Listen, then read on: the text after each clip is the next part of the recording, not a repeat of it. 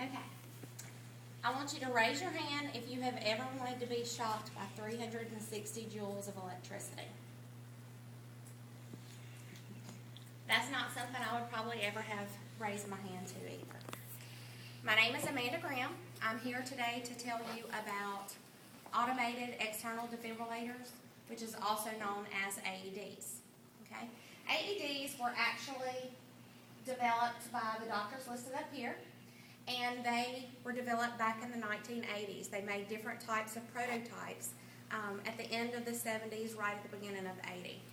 With the different prototypes, they tested to see which kind was the best, and then they started to market their product.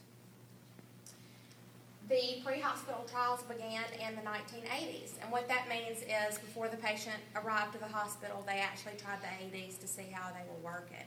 And then the US FDA approved for the EMTs to start trying them out in 1982 to see how it worked with them on their ambulances.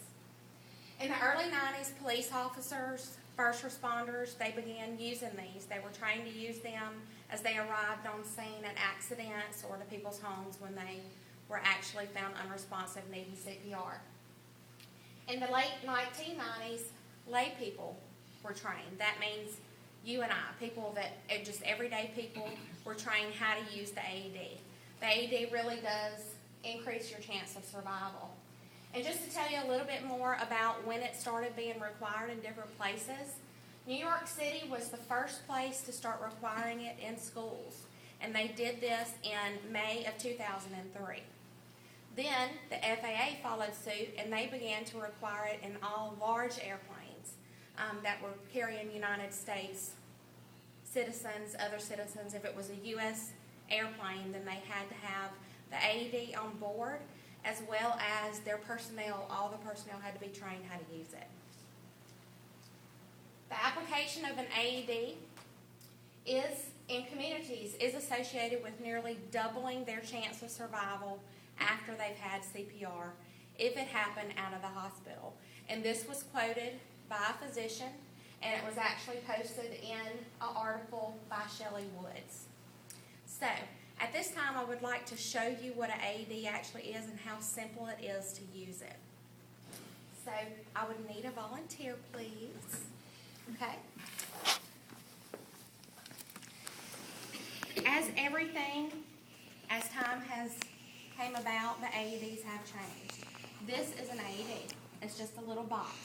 When it first came out in the 1980s, it weighed 28 pounds. So this does not weigh near that now. But regardless of the make or model, they're all pretty simple to use. The first thing that you do is turn it on.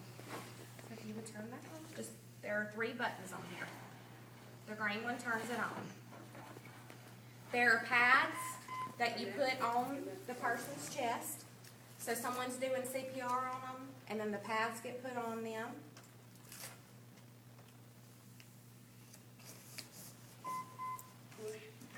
Push analyze. This little machine is a little computer. It's checking to see if this person needs to be shocked to help to save their life. Shock advised. So they do need to be shocked. It's charging itself up to 360 joules of electricity. Stand clear. Push. So you want to make sure nobody else is touching the person, and then you shock. So that is how simple it is to use this machine. Thank you for helping me. This machine can save your life. It can save the life of the person that you are working on if you're having to do CPR on them. So now I would like to ask you again, if it was to save your life, would you like to be shocked with 360 joules of electricity? Yes. Thank you for letting me come speak with you today.